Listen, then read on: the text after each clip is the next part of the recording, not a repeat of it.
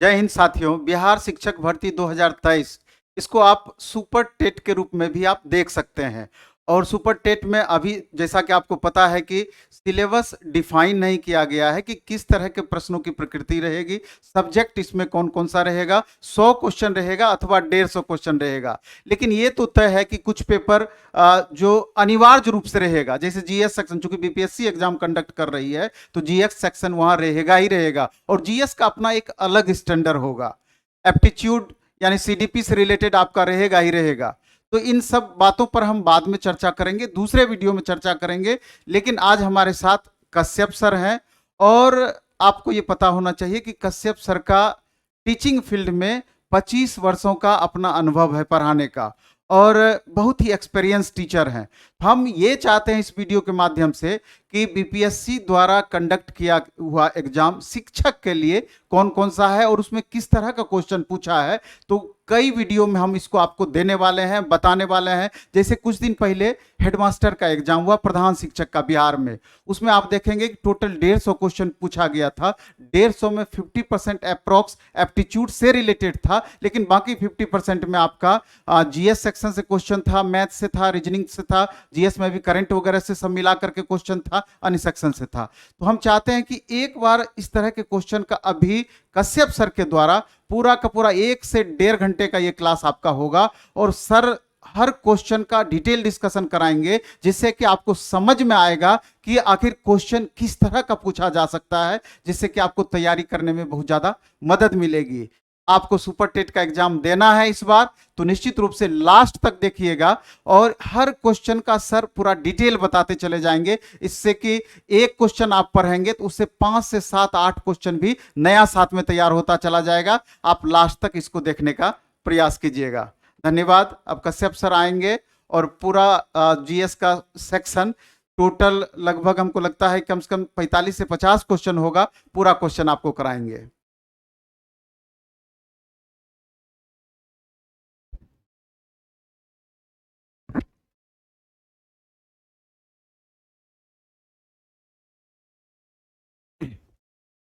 Hello विद्यार्थीगण, मैं S के कश्यप। विद्यार्थीगण, आपको ज्ञात है कि बड़े पैमाने पर बिहार में बीपीएससी के माध्यम से शिक्षकों की बहाली की प्रक्रिया प्रारंभ होने वाली है, जिसकी घोषणा बिहार सरकार के द्वारा की गई। ऐसे भी 2024-2025 आने वाला समय चुनावी वर्ष है, और चुनावी वर्ष में अक्सरहां देखा जाता है कि बड़े पैमाने पर वैकेंसी आती है। इसका आप कितना लाभ उठा पाते हैं, यह निर्भर करता है आपकी तैयारी। यदि आप बेहतर तरीके से आने वाले समय के लिए तैयार हैं तो सफलता आपको मिल जाती है, अन्यथा सफलता बालू की रेत की तरह जो है सो फिसल जाता है, और आप रोते रह जाते हैं। और अब पछताए होत क्या, जब चिड़ियां चुग गई खेत का वर्षा, जब कृषि सुखाने वाली परिस्थितियां उत्पन्न हो जाती है। काश मैं पढ़ा होता, काश इस क्वेश्चन को बना दिया होता, तो काश का कोई जगह नहीं बचता है मेरे दोस्तों। तो थोड़ा सा सेंसिटिव होना है। इस राष्ट्र की सेना शांति काल में जितना अधिक पसीना बहाती है, उसे युद्ध काल में उतना ही कम खून बहाना पड़ता है। तात्पर्य यह है कि जो परीक्षा के पूर्व विद्यार्थी बेहतर तरीके से अध्ययन करते हैं, बेहतर तरीके से अपनी तैयारी को करते हैं, जब एग्जाम का समय आता है तो वह बड़े आसानी से प्रश्नों को हल कर देते हैं। तो यदि आप चाहते हैं भविष्य को अपनी मुट्ठी में कर लेना, यदि आप चाहते हैं स्वावलंबी बनना, आत्मनिर्भर बनना, माँ पिता के दुलारे बनना, और सबसे महत्वपूर्ण विद्यार्थी माँ पिता गरीब हैं, ये आपकी किस्मत है। लेकिन यदि आप चाहते हो कि ससुराल आपका मजबूत हो, तब आपको अपनी किस्मत को अपनी मुट्ठी में करना होगा और वो सफलता प्राप्त करना होगा। आप माँ पिता गरीब हैं, ये आपकी किस्मत है, लेकिन ससुराल गरीब है तो आप मूर्ख हैं। अपनी मूर्खता को त्यागिए और अपने को सशक्त समृद्ध बनाइए। और उसके लिए सबसे महत्वपूर्ण होता है किसी भी एग्जाम की तैयारी के लिए किस प्रकार का प्रश्न पूछा जाता है। यूं तो ही बिहार सरकार उसका स्पष्टीकरण नहीं दिया है कि हम कैसा क्वेश्चन पूछेंगे, लेकिन बीपीएससी ने जिस प्रकार से आपने हेडमास्टर की परीक्षा के लिए प्रश्न को तैयार किया। क्योंकि आपको भी शिक्षक बनना है, वो हेडमास्टर है, तो उसी स्तर का, उसी बेसिक आधार पर प्रश्न को पूछा जा सकता है या पैटर्न वही रख सकता है, क्योंकि ऐसा विगत में अनुभव रहा है। बिहार में जो शिक्षक का पहले भी बीपीएससी चली जो एग्जाम लिया, वहाँ तो 100% जीके का क्वेश्चन था। बदलते पैटर्न में सीटेट एस्टेट आया है, तो पेडागोजी और जीके तो अनिवार्यता रहेगा। आगे क्या क्या उसमें रहेगा, किस विषय में कितनी रहेगी, उस सब पर हम लोग विचार विमर्श करेंगे। फिर सरकार से जो जानकारियां प्राप्त होगी आपको बतलाएंगे। लेकिन बिहार में अभी शिक्षक के शिक्षकों का एग्जाम लिया गया ताकि वो हेडमास्टर बनने का अपने स्वप्न को साकार कर सके। उसमें देखिए प्रश्न किस प्रकार का, उसी प्रश्न के आधार पर हम लोग आज उसका अध्ययन करते हैं। कांग्रेस में उदारवादियों पर आक्षेप और सुरक्षित बल्ब का सिद्धांत। देखिए कांग्रेस के इतिहास का 1885 से लेकर 1905 तक का इतिहास को उदारवादियों का काल के नाम से जानते हैं। और फिर 1905 से लेकर 1919 तक के काल को, 1919 तक के काल को अनुदारवादी या गर्मपंथी के नाम से जानते हैं। अब कहता है यहाँ पर देखिए प्रश्न क्या है। बहुत सारे प्रश्न ऐसा होता है कि थोड़ी सी कंसेप्ट, थोड़ी सी समझ को आप तैयार करें तो प्रश्न को बड़े कॉन्फिडेंस के साथ हल कर सकते हैं। कांग्रेस में उदारवादी पर आक्षेप, यानी उदारवादी पर आरोप लगाया गया, तो स्पष्ट है कि उदारवादी नेता तो होंगे नहीं, तो अनुदारवादी होंगे, क्रांतिकारी होंगे, बिपिन चंद्रा की शब्दों में उग्रवादी होंगे। जो आक्षेप लगाए, जैसे बाल गंगाधर तिलक ने कांग्रेस के बारे में कहा था कि वर्ष में एक बार मेढक की तरह टर्राने से कुछ हासिल नहीं। उन्होंने कहा कि भिखमंगी, कांग्रेस की याचना पत्र को उन्होंने भिखमंगी करार दिया था। तो कांग्रेस का गठन 28 दिसंबर 1885 को हुआ। एओ अवकाश प्राप्त अधिकारी एओ ह्यूम के द्वारा इसका गठन किया गया था।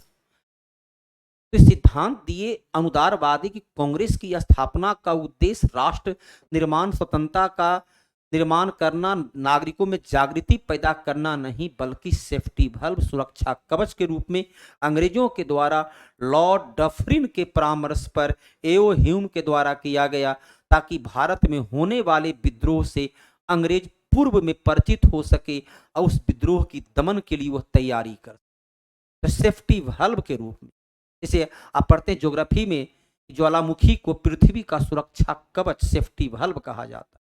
तो कांग्रेस की स्थापना भी एओ ह्यूम ने तात्कालिक वायसराय डफरिन के प्रयास से। अब यहाँ तो गर्मपंथी करेंगे। अब ये देखिए डब्ल्यू.सी. बनर्जी कांग्रेस के पहला अध्यक्ष थे, कांग्रेस के पहला अध्यक्ष थे जो नरमपंथी थे, तो ये तो विचार व्यक्त करेंगे नहीं। विलियम वेडरबर्न, ये भी चलिए अंग्रेज के थे और कांग्रेस के नरमपंथी के साथ इनका अच्छा था खासा तालमेल था। 1889 और 1910 में ये कांग्रेस के अध्यक्ष रहे। ये भी नरमपंथी के काल में देखिए ये विकल्प भी खत्म। रजनी पाम दत्त जो है ये साम्यवादी लेखिका हैं, कम्युनिस्ट पार्टी की लेखिका। देखिए ये विकल्प समाप्त थे। अब एकमात्र आपके पास बचा लाला लाजपत राय। तो विकल्प को देखिए, था ना कि तेल देखिए, तेल की धार देखिए, तो प्रश्न देखिए, विकल्प देखिए। अब यहाँ पर ऐसा विकल्प है, एकमात्र अनुदारवादी लीडर है। 4 विकल्प में एकमात्र ही अनुदारवादी लीडर है, बाकी से का संबंध अनुदारवादी या क्रांतिकारी से है ही नहीं।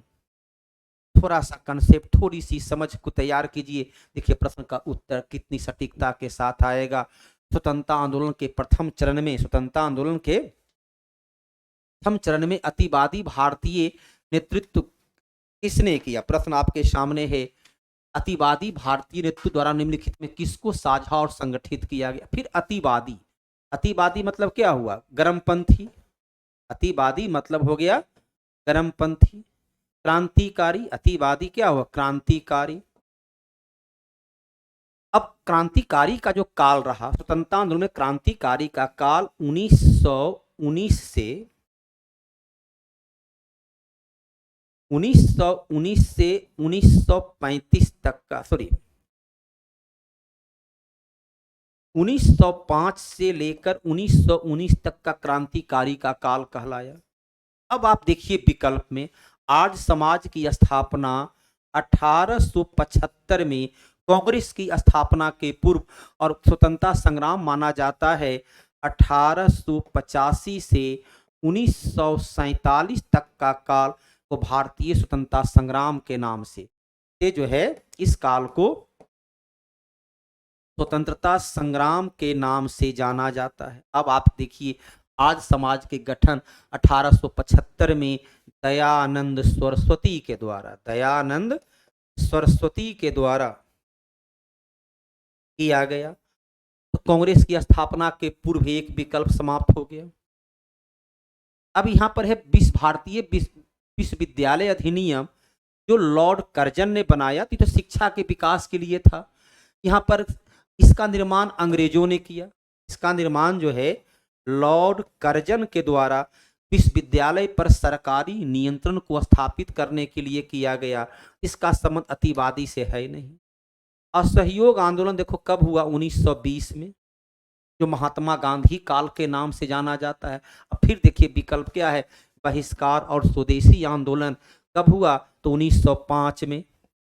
बंगाल विभाजन के विरोध में स्वदेशी आंदोलन, बहिष्कार आंदोलन ऐसे कौन चलाए, बाल गंगाधर तिलक ने महाराष्ट्र में तथा बंबई में, अजीत सिंह ने पश्चिम उत्तर प्रदेश में, चिदम्बरम पिल्ले ने मद्रास में, लाला लाजपत राय ने पंजाब में। देखिए सभी अतिवादी, सभी क्रांतिकारी थे। फिर देखिए प्रश्न ऐसा है, क्रांतिकारी अतिवादी के घटनाक्रम में एकमात्र घटनाक्रम है। तो प्रश्न से क्या जानकारी मिलती है कि प्रश्न को कंसेप्ट पर, समझ के आधार पर, कितना आप प्रश्न विषय की गहराई को जानते हैं, कितना विषय के बारे में आपकी समझ है, उससे जुड़ा हुआ प्रश्न है। तो प्रश्न शिक्षक आप तभी बेहतर बन पाइएगा जब आपकी समझ बेहतर होगी, आपकी माइंड जब विकसित होगा, तभी तो विद्यार्थी को आप सही कंसेप्ट दे पाएंगे।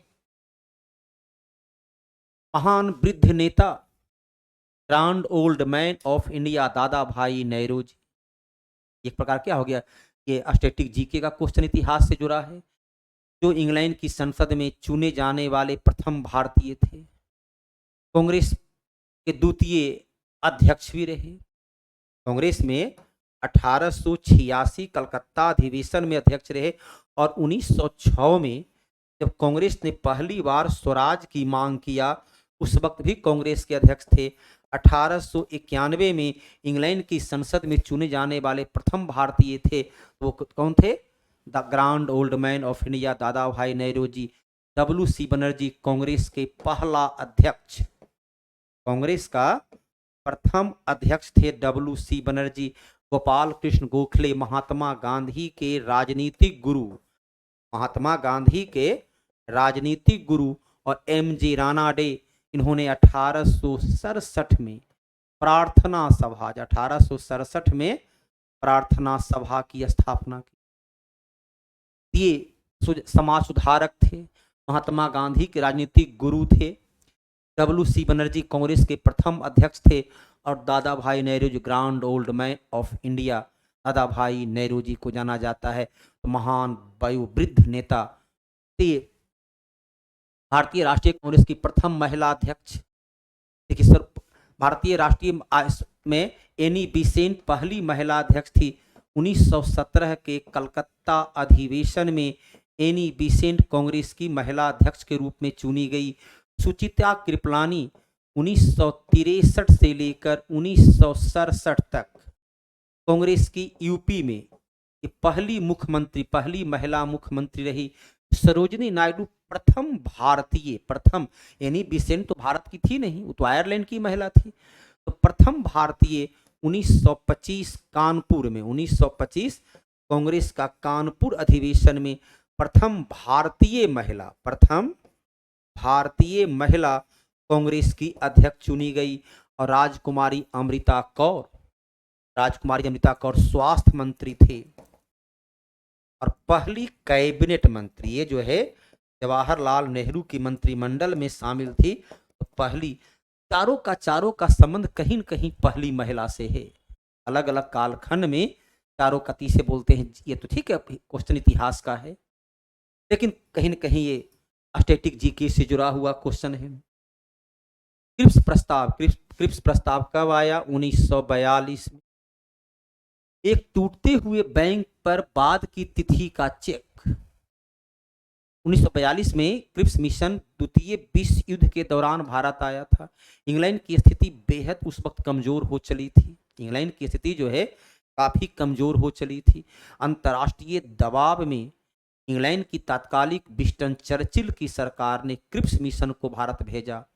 इसने प्रस्ताव दिया कि द्वितीय विश्व युद्ध में भारतीय जनता अंग्रेजों का साथ दें, तो विश्व युद्ध के बाद हम संविधान सभा का गठन करेंगे, इसमें मुस्लिम और सवर्ण हिंदू को बराबर बराबर स्थान शासन के क्षेत्र में दिया जाएगा।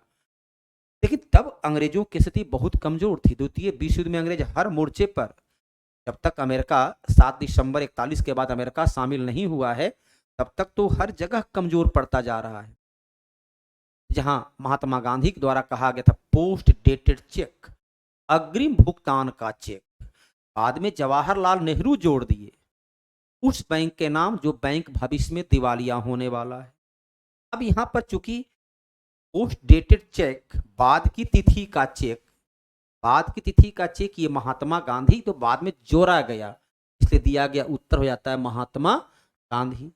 सरदार वल्लभ भाई पटेल स्वतंत्रता संग्राम के महत्वपूर्ण लीडर में, देश के पहला गृह मंत्री, इनके जन्म दिवस को प्रत्येक वर्ष 31 अक्टूबर को राष्ट्रीय एकता दिवस के रूप में, इनके जन्म दिवस को राष्ट्रीय एकता दिवस के रूप में मनाते हैं, क्योंकि इन्होंने भारत को एकीकरण करने में, इस प्रकार जर्मनी के एकीकरण में बिस्मार्क की भूमिका रही, उसी प्रकार भारत के एकीकरण में सरदार पटेल की भूमिका रही। मौलाना अबुल कलाम आजाद जो भारत के पहला स्वतंत्र भारत के पहला शिक्षा मंत्री बने, और 11 नवंबर को इनके जन्म दिवस को भारत में शिक्षा दिवस, शिक्षक नहीं, शिक्षा दिवस के रूप में मनाया जाता है। जवाहरलाल नेहरू देश के पहले प्रधानमंत्री, अब तक सबसे लंबे समय तक प्रधानमंत्री, इनके जन्म दिवस को बाल दिवस के रूप में मनाते हैं। बांटो और छोड़ो का नारा, बांटो, देश का विभाजन करो, ये नारा किसका देगा? अब देखिए, अब मौलाना अबुल कलाम आजाद तो देश के विभाजन के पक्ष में थे नहीं, ये तो विभाजन को विरोध के थे, कांग्रेस के कद्दावर लीडर थे। मोहम्मद इकबाल ने, ठीक एक तरफ इनको द्वारा लिखा गया सारे जहां से अच्छा हिंदुस्तान हमारा, लेकिन दूसरी तरफ हकीकत ये है 1930 में पहली बार जब वर्तमान प्रयागराज में मुस्लिम लीग का अधिवेशन हुआ, तो मोहम्मद इकबाल ने ही पहली बार विचार व्यक्त किया कि हिंदू और मुसलमान दोनों सांस्कृतिक रूप से, दोनों वैचारिक रूप से, दोनों के अलग खान पान, पहनावा, पूजा, सभी दृष्टिकोण से दोनों अलग है, इसलिए दोनों का साथ साथ विकास नहीं हो सकता है। लेकिन उस वक्त वहां कोई देश का विभाजन की बात नहीं थी। हाँ, कहीं न कहीं रूपरेखा, कहीं न कहीं बीजारोपण तो था। और मोहम्मद अली जिन्ना ने 1942 में, मार्च 1940 में पहली बार उसने मांग किया, मार्च 1940 में मांग किया कि पाकिस्तान का गठन हो। 1942 में उसने मांग किया कि पाकिस्तान के लिए अलग संविधान सभा गठन हो, और 16 अगस्त 1946 को मोहम्मद अली जिन्ना और मुस्लिम लीग ने प्रत्यक्ष कार्यवाही दिवस, डायरेक्ट एक्शन डे मनाया, और इसमें भयंकर दंगा हुआ। और इसी दंगा के फलस्वरूप पटेल को बोलना पड़ा, जिन्ना बंटवारा चाहता या नहीं चाहता मैं नहीं जानता, लेकिन बंटवारा मैं चाहता, बांटो और छोड़ो, हमें बांट दो। तो उन्होंने तरह तरह के नुस्खे को अपनाया, तो वो था मोहम्मद अली जिन्ना, जो पाकिस्तान का संस्थापक सदस्य रहा। सविनय अवज्ञा आंदोलन प्रारंभ करने का निर्णय, अब देखो, सविनय अवज्ञा आंदोलन के लिए महात्मा गांधी ने 12 मार्च 1930 को साबरमती से दांडी के लिए प्रस्थान किए, और 6 अप्रैल 1930 को दांडी पहुंचकर समुद्री जल से नमक बनाकर आंदोलन की शुरुआत की। अब देखिए विकल्प यहाँ पर, जब आपको पता है कि सविनय अवज्ञा आंदोलन 1930 में हुआ, निर्णय 30 में लिया गया, आंदोलन शुरू हुआ 30 में, 31 में निर्णय कैसे लेंगे सोचिए, तो 31 तो विकल्प खत्म हो जाए। 1916 लखनऊ समझौता के बाद तो 1916 में जो है हुआ था असहयोग आंदोलन, तो यहाँ पर देखिए विकल्प खत्म है। 1921 में तो असहयोग आंदोलन चल रहा था, तो आंदोलन चलने के दरमियान दूसरा आंदोलन का निर्णय कहाँ आ जाएगी, देखिए विकल्प क्या है, यहाँ ऐसा विकल्प दिया गया है। एकमात्र थोड़ा सा कंसेप्ट, थोड़ी सी समझ, थोड़ी सी विषय की जानकारी एक्यूरेसी के साथ उत्तर दे सकते हैं। लखनऊ अधिवेशन 1916 में कांग्रेस का गरम दल और नरम दल, कांग्रेस का गरम और नरम दल आपस में मिल गया। जो 1907 में अलग हुआ था, 1916 में एक हो गया। 1929 में ही कांग्रेस ने पहली बार पूर्ण स्वराज की मांग किए और भविष्य में आंदोलन के लिए तैयारी करने हेतु सविनय अवज्ञा आंदोलन को प्रारंभ करने का निर्णय लिया गया। 1931 कराची अधिवेशन में पहली बार मौलिक अधिकार की, सरदार वल्लभ भाई पटेल ने मौलिक अधिकार की मांग किया कि भारतीय नागरिकों को मौलिक अधिकार दिया जाए। भारत का विभाजन का प्रथम बार, अब देखिए विभाजन कब हुआ, विभाजन तो हुआ 14 अगस्त 1947। 1946 में आया था कैबिनेट मिशन, इसने पाकिस्तान की मांग को अस्वीकार कर दिया। इसने स्पष्ट रूप से दिया कि पाकिस्तान नहीं दिया जाएगा, देश का विभाजन नहीं होगा। तो 1946 में जब दिया कि देश का विभाजन नहीं होगा, हम देश के विभाजन की मांग को अस्वीकार करते हैं। अब ये योजना देखिए, क्रिप्स मिशन है 1942 की, बेबेल योजना है 1945 की। कैबिनेट मिशन ने जब स्पष्ट रूप से इनकार कर दिया और इसी के विरोध में मुस्लिम लीग ने 16 अगस्त 1946 को डायरेक्ट एक्शन डे मनाया था ताकि हम लड़कर पाकिस्तान लेंगे। तो पहले अस्वीकार होगा तब ने, यहाँ पर तो अस्वीकार किए, अस्वीकार के बाद फिर देश का विभाजन हुआ, तो स्वीकृति कौन देगा, तो स्पष्ट है कि माउंटबेटन योजना जो 3 जून 1947 को प्रकाशित हुआ और 18 जुलाई 1947 को ब्रिटिश संसद ने इसे पास किया। अब यहाँ भी देखिए विकल्प ऐसा है, थोड़ी सी इतिहास की जानकारी है कैबिनेट मिशन के बारे में। कैबिनेट मिशन ने पाकिस्तान की मार्च 1946 में आया था, पाकिस्तान की मांग को अस्वीकार किया। पाकिस्तान की मांग के लिए जिन्ना ने डायरेक्ट एक्शन डे मनाया ताकि हम विभाजन लड़कर लेंगे। तो बेबेल और क्रिप्स मिशन तो पहले का है। जहां बेबेल योजना पर विचार के लिए शिमला में सर्वदलीय सम्मेलन हुआ और बेबेल योजना को भी अस्वीकार कर दिया। क्रिप्स मिशन के बारे में तो भी विगत क्लास क्वेश्चन में था, महात्मा गांधी ने पोस्ट डेटेड चेक कहते हुए अस्वीकार कर दिए थे। इस घटना के दौरान वंदे मातरम, अब देखिए वंदे मातरम, वंदे मातरम कब हुआ, 1896 में कांग्रेस के अधिवेशन में रहमतुल्लाह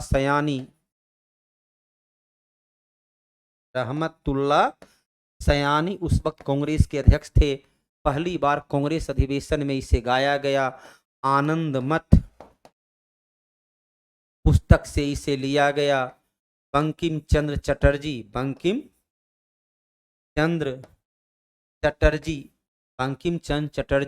इसके लेखक थे। अब वंदे मातरम एक धार्मिक मंत्र बना। धार्मिक मंत्र बना कब, तो बंगाल विभाजन में लोग सड़कों पर यही गाते हुए निकलते थे, वंदे मातरम, सुजलाम सुफलाम मलयज। चंपारण सत्याग्रह तो महात्मा गांधी का आंदोलन था 1917 में। राजकुमार शुक्ल के निमंत्रण पर चंपारण के नील किसानों के द्वारा किया जा रहा 3 कठिया आंदोलन का नेतृत्व करने आए थे। मुजफ्फरपुर बम घटना में प्रफुल्ल चाकी और खुदीराम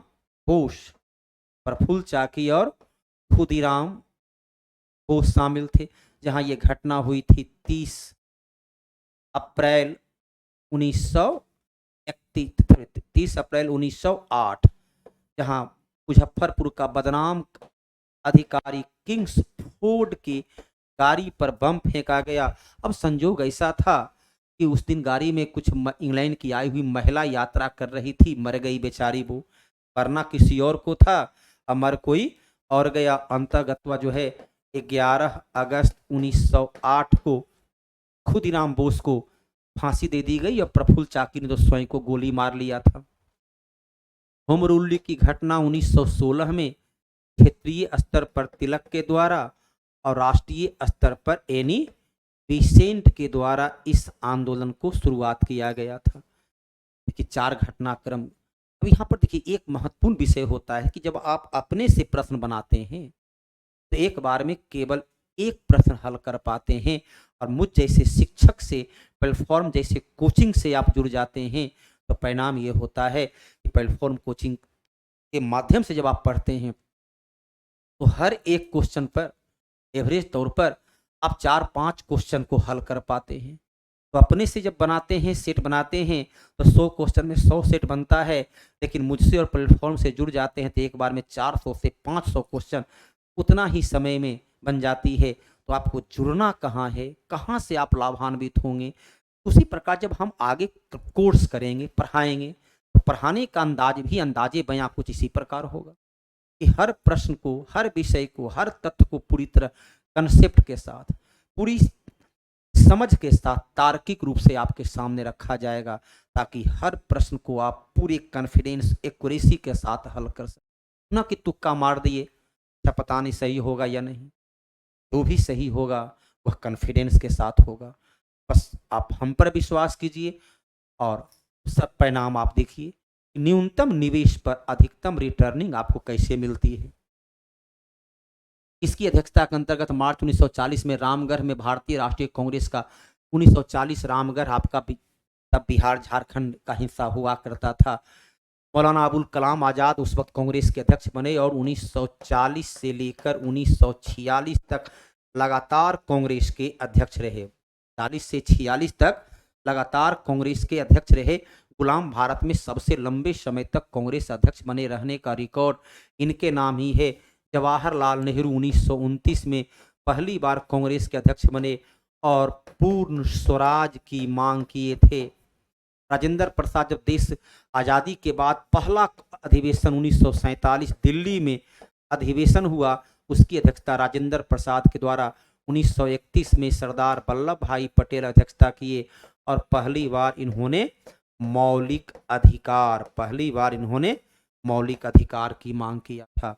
इसने सोचा था कि प्रथम बौद्धवादी काउंसिल राजगीर में होनी चाहिए। अब देखिए राजा का बात तो हर जगह चलती है, राजा की इच्छा प्रभावी होती है। उस पर राजधानी, मगध का राजधानी राजगीर में हुआ था और 483 ईसा पूर्व में पहली बौद्ध सभा का आयोजन किया गया। उस वक्त देखो बिंबिसार की मृत्यु हो चुकी है। बिंबिसार की उस वक्त मृत्यु हो चुकी है। 498 ईसा पूर्व में ही बिंबिसार मर चुका है। राजा अजातशत्रु है। अश्वघोष का उस वक्त जन्म ही नहीं हुआ है। अश्वघोष तो कनिष्क का दरबारी है। अश्वघोष तो कनिष्क का दरबारी है जिसने बुद्ध चरित्र नामक पुस्तक लिखा। तो पहली बौद्ध सभा में इसकी मृत्यु हो चुकी है और इसका जन्म ही नहीं हुआ। अनंत गौतम बुद्ध का प्रिय शिष्य है। गौतम बुद्ध की मृत्यु से तो वह काफी आहत है। अब देखिए विकल्प क्या है। अजातशत्रु के शासनकाल में पहला बौद्ध सभा 483 ईसा पूर्व राजगीर के सप्तपर्णी गुफा में हुआ, जिसमें बौद्ध धर्म 2 पुस्तक सूत पिटक और विनय पिटक का संकलन किया गया। ना देखिए सिंपल सा प्रश्न उत्तर आप दे सकते हैं, बस कंसेप्ट होनी चाहिए। इसके द्वारा 3 प्रसिद्ध बंदरगाह देखिए। स्वपारा कहाँ पड़ता है? महाराष्ट्र में। कैम्ब गुजरात में। भरौच गुजरात में। तो महाराष्ट्र और गुजरात का ये क्षेत्र है। अब देखिए चंद्रगुप्त प्रथम जिसका शासनकाल 319 से 335 ईसा पूर्व में है, इसका राज क्षेत्र गुजरात तक फैला हुआ नहीं था। ये तो मगध के क्षेत्र में राज कर रहा था।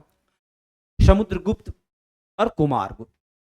समुद्रगुप्त ने, ठीक है, भारत के इसे नेपोलियन कहते हैं, 100 युद्ध का विजेता कहते हैं, लेकिन गुजरात पर विजय जो प्राप्त किया वो चंद्रगुप्त द्वितीय ने गुजरात का शक शासक जो लगभग 400 वर्षों से शासन कर रहा था, रुद्र सिंह तृतीय को पराजित करके भारत को विदेशी दासता से मुक्त किया। और इस विजय के उपलक्ष्य में इसने रूपक के नाम से चांदी का सिक्का चलाया था, रूपक के नाम से चांदी का सिक्का चलाया था।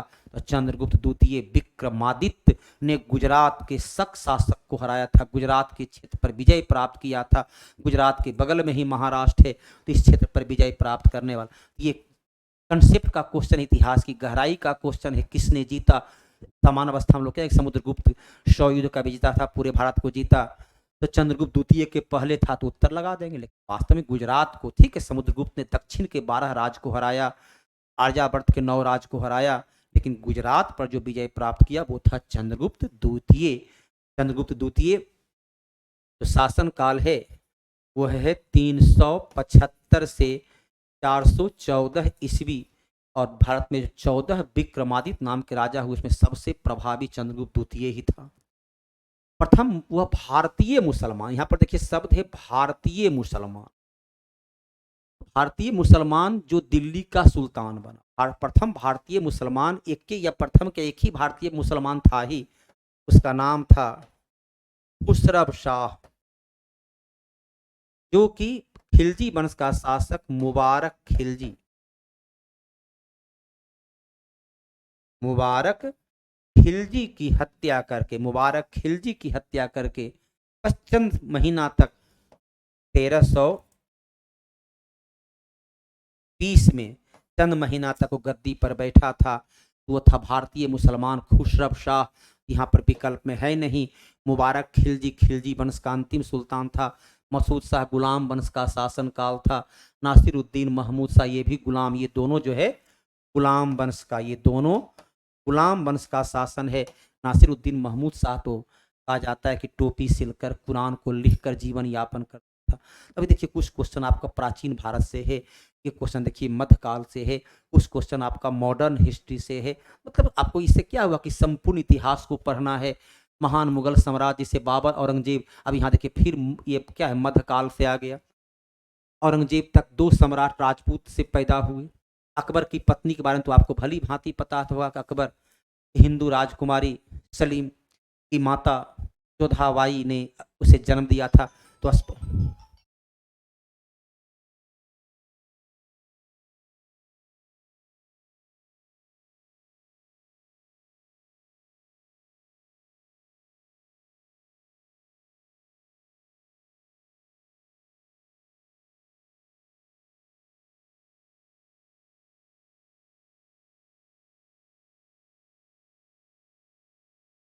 स्पष्ट है कि अकबर पहला राजा था जिसकी स्वेच्छा से विवाह हुआ। तो अकबर का बेटा जहांगीर जो कि सलीम के नाम से जाना गया, तो सलीम तो होगा ही, तो एक तो विकल्प तो फिक्स है। अब इसमें देखिए सलीम है नहीं तो ये खत्म हो गया, देखिए इसमें सलीम है नहीं तो खत्म हो गया। इसमें भी देखो इसमें चलिए, इसमें तो सलीम है, इसमें सलीम एक अकबरे है। अकबर की पत्नी ने थी हिंदू। अकबर की माता हमीदा, अकबर की माता तो जो है सो है नहीं, हमीदा बानो बेगम का बेटा था। तब यहाँ देखो एकमात्र विकल्प तुम्हारे सामने बचा, अकबर की माता हमीदा बानो बेगम है। अब यहाँ इस प्रकार का एकमात्र विकल्प बचा। तो जहांगीर की माता जो है वो है जोधाबाई, और शाहजहां की जो माता है जगत गोसाई, जगत गोसाई, ये शाहजहां की माता है। 2 की माता जो है सो हिंदू हुआ करती थी, 2 की माता हिंदू थी। इसके द्वारा किसान को उनकी खेती को जमीन से अलग कर दिया गया। आप देखिए फिर आपके सामने जो क्वेश्चन है मॉडर्न हिस्ट्री का है। आप वार्षिक बंदोबस्त तो किया गया था कि जो भूमि को ऊंची नीलामी करेगा, जो ऊंची बोली देगा हम भूमि उसे नीलाम कर देंगे, तो वार्षिक बंदोबस्त। अब यहाँ पर तो वो तो एक अस्थायी तौर पर था कि जो कर संग्रह करके देगा वो मालिक नहीं माना गया था। जो ऊंची बोली लगाएगा हम उसे देंगे कि भाई इतना भूमि को आप कर संग्रह करके दीजिए, तो वहाँ तो किसान का मालिक था। लेकिन अस्थायी बंदोबस्त जो लागू किया गया 1793 में, 1793 1593 में लॉर्ड कॉर्नवालिस ने अस्थाई बंदोबस्त को लागू किया, जिसमें जमीन का मालिकाना हक उसने माना कि जमींदार जो यहाँ का है वो मालिकाना हक उनका होगा। जमींदार जिससे खेती करवाए और खेती करवा करके वो कर संग्रह करे और अंग्रेजों को दे। यहाँ किसान की जगह जमींदार को मालिक मान लिया गया भूमि का, और उसमें था नियम, उसमें बनाया गया काश्तकारी अधिनियम कि यदि 12 वर्ष तक लगातार किसान खेती करते हैं, अंग्रेजों जमींदार को समय से कर देते हैं, तब जो है उनके नाम से खेत वगैरह किया जाएगा। तो अस्थाई बंदो महालवारी व्यवस्था, पंजाब हरियाणा महालवारी व्यवस्था, पंजाब हरियाणा के क्षेत्र में महालवारी व्यवस्था को हॉल्ट मैकेंजी के द्वारा इसे लागू किया गया।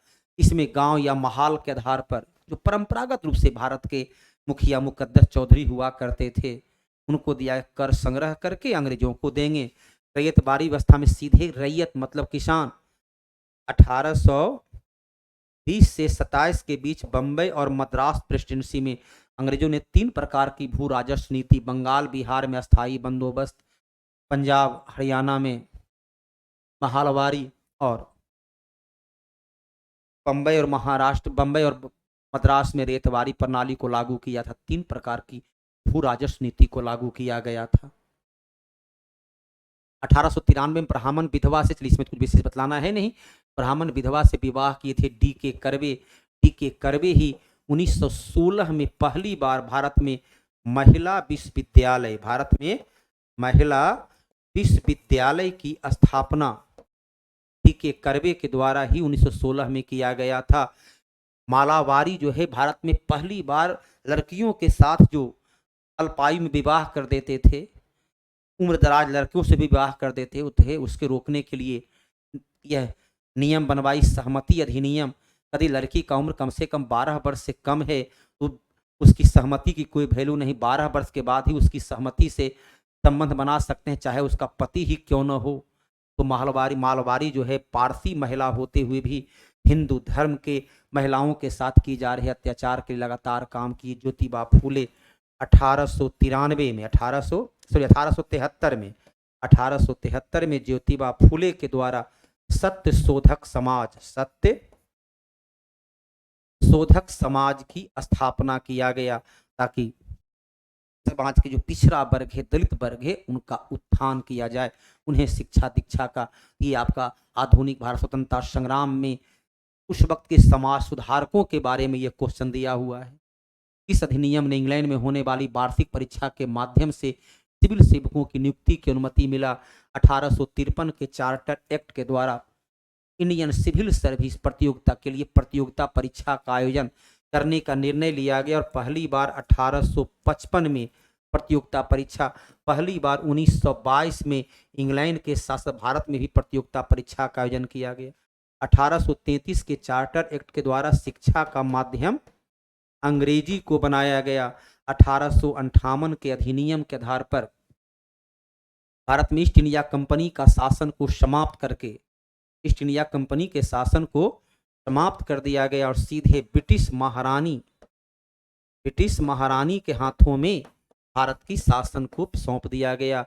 1861 के अधिनियम के आधार पर वायसराय को पोर्टफोलियो, जिसे अभी आपका है गृह मंत्री, रक्षा मंत्री, विदेश मंत्री, तो वायसराय को दिया गया कि आपका जो परिषद है उस परिषद के बीच विभाग बांट सकते हैं। तो विभागीय प्रणाली की शुरुआत उत्तरदायी सरकार की प्रथम शुरुआत हमें 1861 के अधिनियम के द्वारा देखने को मिलता है। 1530 में दक्षिण बिहार का वास्तविक शासक, फिर देखिए मध्यकाल का क्वेश्चन है, 1530 में दक्षिण बिहार का वास्तविक शासक शेर खां अर्थात शेरशाह। अब देखिए जलाल खां नासिर, ये सब तो बिहार के स्थानीय बहार खां लुहानी ने ही, फरीद शेर खां का बचपन का नाम था फरीद, तो बहार खां लुहानी जो बिहार का स्थानीय सूबेदार था, इसे शेर खां की उपाधि दिया था। तो इसमें कुल अन्य राजा जो है सो नाम से ही ऐसा है कि देखने के बाद ही आपको 1530 में बाबर की मृत्यु के बाद दक्षिण बिहार, जहाँ शेरशाह जो है वह चुनार का किला को जीत लेता है, चुनार का किला को भी जीतने में सफलता प्राप्त किया और अच्छा खासा पूरे दक्षिण भारत पर इसने अपना दबाव बना लिया था। पंचायत का जागीर बिहार का एक भाग के रूप में निश्चित किया गया। इसका बिहार पर अधिकार जो है, अब देखिए बिहार पर अधिकार सबसे पहले अकबर के द्वारा किया गया। अकबर ने बिहार पर अपने अधिकार क्षेत्र में लाया। अब बादशाहनामा जो है, इसमें शाहजहां के बारे में, शाहजहां के शासनकाल के बारे में अब्दुल हामिद लाहौरी, अब्दुल हामिद लाहौरी ने शाहजहां के शासनकाल के बारे में इसमें चर्चा किया। और आईने अकबरी में थी कि जीत चुका था अकबर, तो अकबर जो है लगभग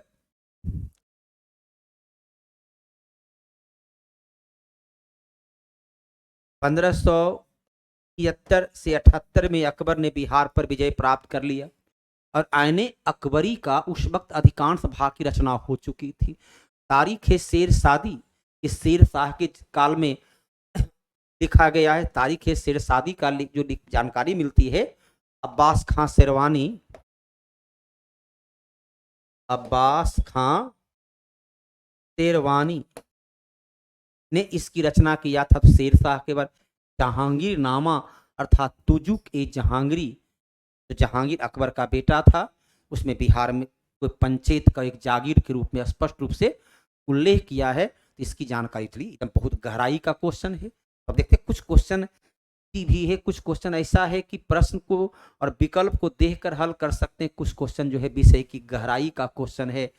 इस भारतीय फिल्म अभिनेता 2021 में FIF पुरस्कार देने का, देखिए उस वक्त का करंट अफेयर्स का क्वेश्चन है। अमिताभ बच्चन को पुरस्कार देने के लिए आमंत्रित किया गया। आमिर खान, रजनीकांत, अक्षय कुमार सभी भारतीय फिल्म के हीरो हैं। तो उस वक्त के करंट अफेयर्स के जुड़ा हुआ है। विश्व स्वास्थ्य संगठन ने E25 की पहल शुरू किया है। मलेरिया के पोलियो देखिए उन्मूलन हो चुका है। तो विश्व स्वास्थ्य संगठन स्वच्छ पेयजल के लिए तो भारत सरकार की नल जल योजना है। सामुदायिक स्वास्थ्य भारत सरकार की योजना है। तो विश्व स्तर पर मलेरिया को 2025 तक पूरी तरह मुक्त कर दिया जाए, मादा एनोफिल मच्छर के काटने से। ये विश्व स्वास्थ्य संगठन, यहाँ भी देखिए ऐसा विकल्प है। पोलियो उन्मूलन हो चुका है। स्वच्छ पेयजल और सामुदायिक स्वास्थ्य तो किसी राज्य की स्थानीय समस्या है, उससे विश्व स्वास्थ्य संगठन तो विश्व स्तर की समस्या के बारे में काम करता है। ये तो स्थानीय समस्या है। यहाँ भी ऐसा विकल्प है। प्रश्न देखिए, विकल्प को देखिए, उत्तर एकदम करंट अफेयर्स की घटना है, लेकिन एक्यूरेसी के साथ आप उत्तर निकाल सकते हैं। दिल्ली स्पोर्ट यूनिवर्सिटी की चलिए प्रथम महिला, तो डायरेक्ट ये भी करंट अफेयर्स की उस वक्त का क्वेश्चन था। कर्नम मलेश्वरी भारोत्तोलक, पहली महिला जो कि ओलंपिक में कांस्य पदक प्राप्त की थी, उसे ही दिल्ली यूनिवर्सिटी के प्रथम महिला स्पोर्ट्स के लिए महिला कुलपति के रूप में नियुक्त किया गया। मेरी कॉम जो है अभी राज्यसभा की मनोनीत सांसद हैं। PT उषा भी राज्यसभा की मनोनीत सांसद हैं। ये दोनों राज्यसभा की सांसद हैं। गीता फोगाट तो चलिए अभी खेल में नाम रोशन कर ही रही है। कागज रहित बजट, अब कागज नहीं रहेगा बजट, मतलब क्या है, लैपटॉप पर, मोबाइल पर जो भी लैपटॉप मोबाइल के माध्यम से बजट माने लैपटॉप लेकर आए और पूरा बजट को पढ़े थे। तो कागज रहित बजट जो है, जो तो भारत के वित्त मंत्री निर्मला सीतारमन ने भी पढ़े, लेकिन राज्य पूछ रहा है तो सबसे पहले उत्तर प्रदेश में कागज रहित बजट पेश किया गया। अर्थात कागज, क्योंकि कागज पर्यावरण के लिए काफी नुकसानदायक है। पेड़ पौधे को काट कर कागज बनाते हैं, जब विनाश करते हैं तो वह वायु और मिट्टी दोनों को प्रदूषित करता है। निर्माण में भी पेड़ पौधे काटते हैं तो वायु प्रदूषित होता है। तो पहली बार जो है कागज रहित पेश किया गया उत्तर प्रदेश में। कोविड-19 का पता लगाने के लिए, कोविड-19 का जो है जो पता लगाने के लिए, तो ये भारत का कोई नहीं था, वास्तव ये बनाया गया था यूनिवर्सिटी ऑफ वेस्ट स्कॉटलैंड। ये स्कॉटलैंड के वैज्ञानिक के द्वारा ऐसा आविष्कार किया गया। तो आई थी जोधपुर, नई दिल्ली नहीं बल्कि स्कॉटलैंड के वैज्ञानिक ने एक ऐसा एक्सरे बनाया जो कि देख करके ही एक्सरे मशीन के माध्यम से ही देख सकता है कि फेफड़ा में, लंग्स में वो कहाँ पर कितना नुकसान कर चुका है। तो उस वक्त की खैर क्वेश्चन था करंट अफेयर्स का। इंडिया इंटरनेशनल विज्ञान उत्सव हर दूसरा वर्ष पर यह उत्सव का आयोजन किया जाता है। उस वक्त उत्सव पणजी में हुआ। 2023 में यह उत्सव जो है भोपाल में हुआ। ये तब का करंट है। देखिए वर्तमान करंट घटनाक्रम हो गया। हर प्रत्येक दूसरा वर्ष इसका आयोजन किया जाता है। 2021 में पणजी में और 2023 भोपाल में इसका आयोजन किया गया। नीरज चोपड़ा पहला जो ऐसे भारत में दूसरा व्यक्तिगत तौर पर स्वर्ण पदक प्राप्त करने वाले ये दूसरा व्यक्ति रहे। और जो ये स्वर्ण पदक प्राप्त किए थे भारतीय ओलंपिक नीरज चोपड़ा कहाँ प्राप्त किए, तो टोक्यो ओलंपिक में ये जो स्वर्ण पदक प्राप्त किए, इनका कितना था 87.58 मीटर भाला फेंके थे, भाला फेंक में प्राप्त किए थे। स्वर्ण पदक को प्राप्त करने वाले अब तक का भाला फेंक में पहला व्यक्ति रहे नीरज चोपड़ा। व्यक्तिगत रूप से ये दूसरा व्यक्ति रहे जो कि स्वर्ण पदक ओलंपिक में प्राप्त किए। पहला निशानेबाजी के क्षेत्र में अभिनव बिंद्रा के द्वारा प्राप्त किया गया था। 2021 में नाटो की स्थापना कब हुआ, 1949 में नाटो की स्थापना की गई। वर्तमान में इसके 10 देशों की संख्या 30 है। इसका मुख्यालय है ब्रुसेल्स। तो नाटो का शिखर सम्मेलन, नाटो क्या एक सैन्य संगठन है। नाटो जो है ये कोई स्वार्थ का संगठन नहीं है। नाटो एक सैन्य संगठन है कि यदि हम पर हमला होता है तो हम एक देश पर हमला होगा मतलब कि सभी 30 पर हमला माना जाएगा। आप देखिए अभी रूस के चलते नाटो भी काफी चर्चित रहा क्योंकि यूक्रेन नाटो का सदस्य बनना चाहता था। रूस के विरोध में ही नाटो का गठन 1949 में किया गया था। रूस नहीं चाहता था कि उसकी सीमा तक नाटो का फैलाव हो। यूक्रेन हर हाल में नाटो का मेंबर बनने को आमदा था। तो दोनों लड़ाई का मूल कारण था इसी नाटो। अब जाहिर सी बात है जब वह एक सैनिक संगठन है तब उसको स्वास्थ्य से क्या लेना देना है। परमाणु हथियार रोकने के लिए थोड़े सैनिक संगठन बनाया है, जैविक हथियार को रोकने के लिए तो बनाया नहीं। वो तो हर तरह से चाहता है मजबूत सशक्त कि कोई भी हम पर हमला करे तो हम उस पर अटैक कर सके। तो गठबंधन की एकता को सुदृढ़ रखना यदि नाटो का उद्देश्य गठन के बारे में जानकारी प्राप्त है तो उत्तर देखिए कॉन्फिडेंस के साथ, भले करंट अफेयर से लेकिन कॉन्फिडेंस के साथ आप उत्तर दोगे। नवंबर 20 में बिहार विधानसभा के चुनाव में, चलिए उस वक्त का ये तात्कालिक क्वेश्चन था। तो इसमें जो है आपका उपयुक्त में से कोई नहीं, क्योंकि उस वक्त जो है आपका पुरुष का जो रहा वोटिंग प्रतिशत वो था 54.68%, महिला का था 59.69%। ये विकल्प में आपका है नहीं। तो 2020 में जो विधानसभा चुनाव हुआ था तो उस चुनाव का ये वोटिंग का प्रतिशत है जो विकल्प में है नहीं। बिहार में इथेनॉल, आप इथेनॉल क्या, इक से जो चीनी बनता है, इक चीनी मिल को इथेनॉल उत्पादन के लिए दिया गया। इथेनॉल उत्पादन यदि करते हैं तो आपको सरकार जो है सो जो उत्पादन का खर्च आता है उस खर्च से भी आपको कुछ सरकार जो है सो सुविधा दे देगी, सब्सिडी दे देगी, सहायता दे देगी ताकि आप इथेनॉल का उत्पादन करें। पेट्रोल में देखते हैं कि 10% इथेनॉल मिलाया जाना है। सड़क निर्माण में भी इथेनॉल का प्रयोग करना है तो बिहार को 5 करोड़, क्योंकि बिहार में चीनी मिल कम है, उत्पादन ही कम होता है। तो जहाँ जितना अधिक चीनी मिल होगा, जहाँ जितना अधिक उत्पादन होगा उतना ही अधिक उसे सब्सिडी प्राप्त होगा। ये भी तब की तात्कालिक घटनाक्रम था। उद्घाटन में नए कोइलवर पुल जो है यहाँ पूछता है लंबाई लगभग। तो कोइलवर पुल की जो लंबाई हो जाती है वो आपका है 1440 मीटर। 1440 मीटर, चलिए लगभग में आपका 1500। कोइलवर पुल आपका सोन नदी पर बना हुआ पुल है, 6 लेन का पुल बनाया गया है। UNEP यूनाइटेड नेशन, ई हुआ यूनाइटेड नेशन, ई हो गया environment programme, United Nation environment programme, जिसका मुख्यालय है केन्या का नैरोबी में। स्थापना हुआ 1972 में। अब नाम से ही देखिए क्या है, यूनाइटेड नेशन इन्वायरमेंट मतलब क्या हो गया, जलवायु, इन्वायरमेंट पर्यावरण। तो विद्युत उत्पादन से उसका क्या संबंध है। हाँ ठीक है, कम कार्बन, वनीकरण, जलवायु, लचीलापन। चलिए 3 विकल्प तो हो सकता है। ये क्योंकि इन्वायरमेंट से है तो जलवायु, लचीलापन। जलवायु के क्षेत्र में हम इस प्रकार काम करें, पेड़ पौधे लगाएं, कार्बन को कम करने का प्रयास करें, ताकि जो है सो लोग जीवन जीने लायक हो सके। हाल ही में 2 देशों ने अंतर्राष्ट्रीय चंद्र अनुसंधान केंद्र पर चंद्रमा के लिए चीन और रूस ने समझौता किया है कि चंद्र के क्षेत्र में अनुसंधान करें कि भविष्य में चंद्रमा पर भी अन्य कार्य संभव हो सके। जब पृथ्वी जीवन जीने लायक न हो तो चंद्रमा पर जीवन की परिकल्पना को साकार किया जाए। G20 की बैठक जो है 2020 में रियाद में हुआ था। अगला 2023 में ये बैठक भारत के अलग अलग जम्मू कश्मीर से लेकर दिल्ली तक अलग अलग जगह इसकी चल रही है बैठक, और सभी लोग जब आएंगे तो जम्मू कश्मीर में बैठक में शामिल होंगे। G20 का गठन 1999 में हुआ।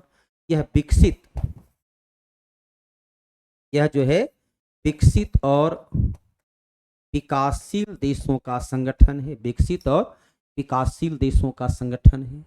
इसमें G7 के सभी 7 देश के अलावा भारत, अर्जेंटीना, ऑस्ट्रेलिया, चीन जैसे देश भी इसमें शामिल हैं। शिक्षा का अधिकार अधिनियम 2009 की धारा 24 शिक्षा का अधिकार के लिए दिया गया कि 0 से 6 से 14 वर्ष तक के बच्चे को निःशुल्क 6 से 14 वर्ष तक के बच्चे को निःशुल्क गुणवत्तापूर्ण एवं अनिवार्य शिक्षा दिया जाना, जिसके लिए 86वां संविधान संशोधन 2002 ईस्वी में किया गया। अब कहता है कि इसका निम्नलिखित में किससे संबंधित है। पाठ्यक्रम का मूल्यांकन प्रक्रिया शिक्षक का संबंध उससे है। तो उपयुक्त सरकार का कर्तव्य, चूंकि ये शिक्षा का अधिकार है तो कर्तव्य नहीं बल्कि अधिकार, तो ये विकल्प भी विद्यार्थी शिक्षक अनुपात, विद्यार्थी शिक्षक शिक्षा का अधिकार के लिए कितना 40 विद्यार्थी पर कम से कम एक शिक्षक जो है अनिवार्यता होना चाहिए। लेकिन इसमें दिया गया शिक्षक का कर्तव्य और शिकायतों का निवारण, इस प्रकार से बच्चे का शिकायत को आप दूर करें, उस पर दबाव नहीं डालें, मित्रवत बच्चों के साथ रहें। बच्चे स्कूल को बोझ नहीं बल्कि स्कूल आने में गौरवान्वित महसूस करें। जब स्कूल आने लगेंगे तो शिक्षा की महत्ता को भली भांति समझेंगे। भारतीय प्रणाली में शिक्षा क्या है, यूँ तो ये पेडागोजी का क्वेश्चन है। तो शिक्षा क्या है, तो सत्य की तलाश। रविन्द्रनाथ टैगोर देखो शांति निकेतन विश्व भारती की स्थापना किए। महात्मा गांधी, और प्राचीन काल से जो शिक्षा का था, जहाँ सत्य की खोज। सत्य क्या है, आत्मा परमात्मा। तुम्हारी प्राचीन शिक्षा जो है उसमें आत्मा परमात्मा के बारे में शिक्षा। उपनिषद क्या है, सत्य की खोज है। प्रकृति का निर्माण कैसे हुआ, आत्मा क्या है, परमात्मा क्या है, मृत्यु के बाद क्या होता है, जिसे आप ऊर्जा संरक्षण का सिद्धांत कहते हैं कि ऊर्जा न तो विनाश होता है, न ऊर्जा को पकड़ सकते हैं, न ऊर्जा को जला सकते हैं। उसी ऊर्जा को यहाँ आत्मा कहा गया। आत्मा अमर है, न कोई पकड़ सकता है, न कोई बांध सकता है, न कोई जला सकता है। यहाँ सत्य की तलाश, ये पेडागोजी का क्वेश्चन है। शिक्षा आयोग ये भी एक प्रकार से पेडागोजी का ही है। तो कोठारी इसको नाम है, कोठारी आयोग। कोठारी आयोग ने शिक्षा में दिया था 10+2+3 की शिक्षा नीति को। सबसे पहले 1919 में सैडलर आयोग, 1919 में सैडलर आयोग ने भी 10+2 की शिक्षा नीति को, कोठारी आयोग ने भी इसी प्रकार की शिक्षा नीति को बढ़ावा देना। तो शिक्षा और राष्ट्रीय विकास रिपोर्ट था, शिक्षा और राष्ट्रीय विकास, जहां 10+2 जो अब तक यही शिक्षा नीति चली आ रही थी। अभी जो है शिक्षा में बदलाव किए, 5+3+4, तो वर्तमान में 5+3+4 शिक्षा नीति को इसी वर्ष 2023 से लागू किया गया है। प्राथमिक स्तर पर मातृभाषा में शिक्षा, देखो 343 कहता है कि भारत की राजभाषा हिंदी और लिपि देवनागरी होगी। लिपि क्या होगी, देवनागरी होगी। 348 कहता है कि सुप्रीम कोर्ट और हाई कोर्ट की कामकाज की भाषा। इसी में आगे कहता है कि सरकार के द्वारा जारी अधिसूचना नोटिफिकेशन की भाषा, राष्ट्रपति के द्वारा जारी अध्यादेश की भाषा, ये सभी की भाषा जो होगी वो अंग्रेजी होगी। ये सब की भाषा क्या होगी, ये सब की भाषा अंग्रेजी होगी। 348 में इसका उल्लेख है। 351 कहता है कि राज हिंदी भाषा के विकास के लिए, हिंदी भाषा के डेवलपमेंट के लिए काम करे। 350 का ए कहता है कि राज मातृभाषा में, जिसकी जो मातृभाषा बांग्ला, तेलुगु, कन्नड़, मलयालम, उस मातृभाषा में लोगों को शिक्षा देने का प्रबंध किया जाए। पुस्तक लाइफ डिवाइन, चलिए अरविंद घोष की द्वारा लिखा गया पुस्तक है। रविन्द्रनाथ टैगोर की पुस्तक गीतांजलि से तो खैर भली भांति परिचित होंगे, जिन्हें नोबेल पुरस्कार मिला। महात्मा गांधी का पुस्तक है हिंद स्वराज, हिंद स्वराज। विवेकानंद का है सहज योग, इनका पुस्तक है सहज योग। विवेकानंद को नेताजी सुभाष चंद्र बोस ने आधुनिक भारत का आध्यात्मिक पिता से संबोधित किए। अरविंद घोष क्रांतिकारी थे, बाद में सन्यासी बन गए। पांडिचेरी में इन्होंने ओरबिल आश्रम की स्थापना किए। रविन्द्रनाथ टैगोर महान दार्शनिक, शिक्षा के विकास के लिए विश्व भारती शांति निकेतन की स्थापना। स्वामी विवेकानंद 1893 के शिकागो में विश्व धर्म सम्मेलन में भाग लिए थे। विद्यार्थीगण, यहाँ पर प्रीवियस ईयर का क्वेश्चन को लेकर आने के पीछे का उद्देश्य यही है कि आप मुझे जानें, आप प्लेटफॉर्म संस्थान को जानें, और जब जानें और देखें, बाजार में बहुत सारे शिक्षक हैं, यूट्यूब पर तो शिक्षकों की भरमार है, आप देखें कि आपको कहाँ लाभ मिले।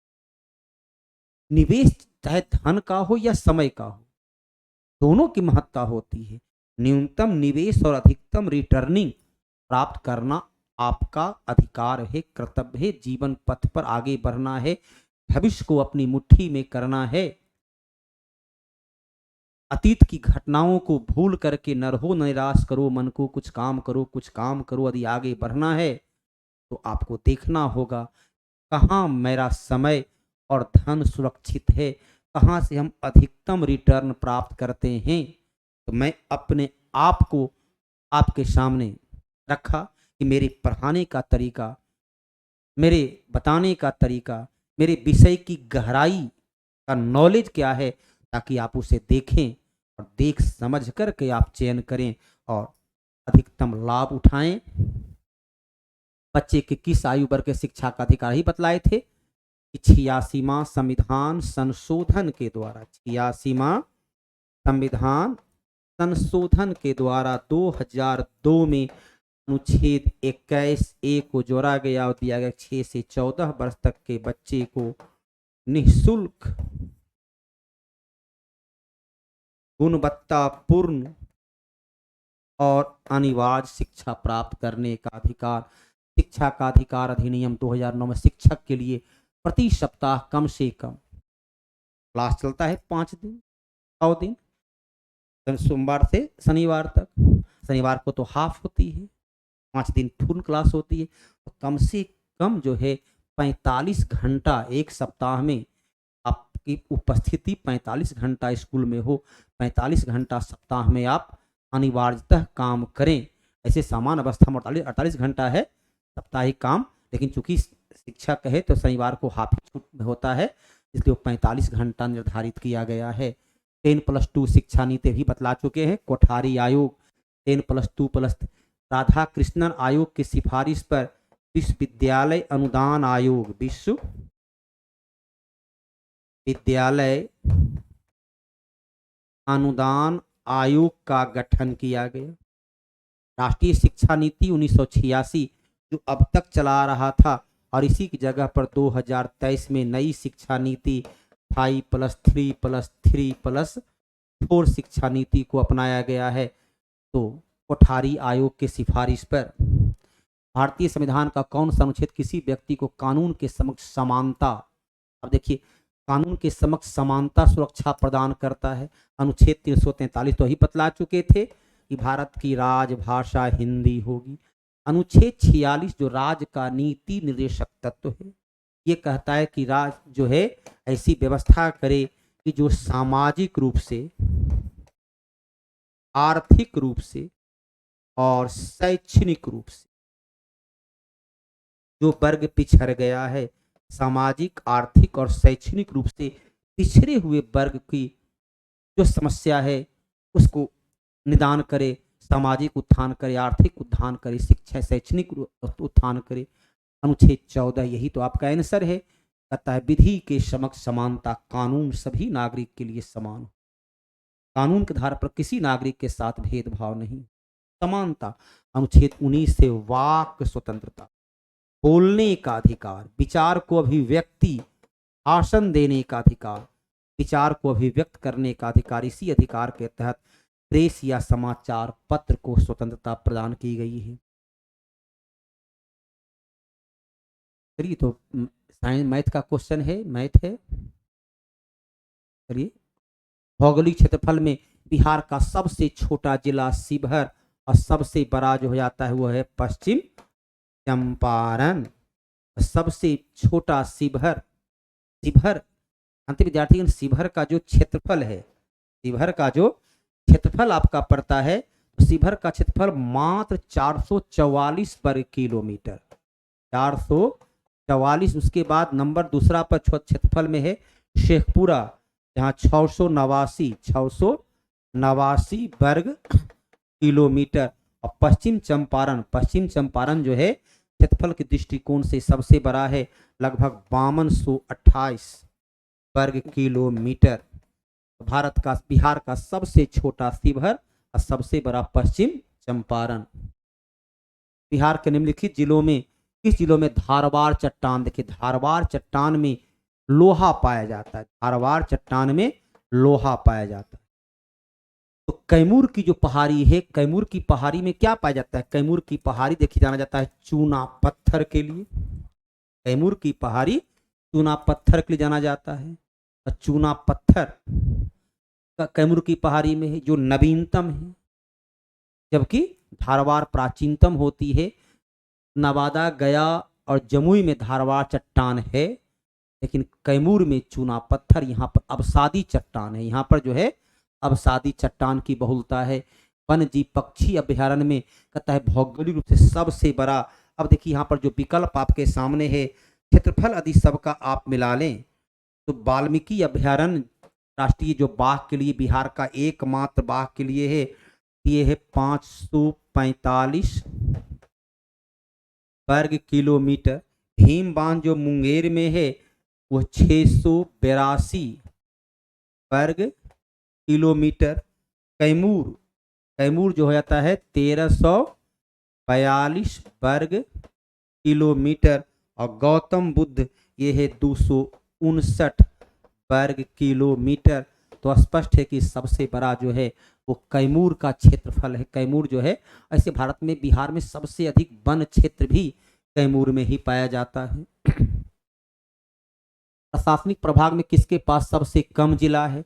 अब देखो भागलपुर में भागलपुर और बांका तो ही है। सारण में सारण, सिवान और गोपालगंज।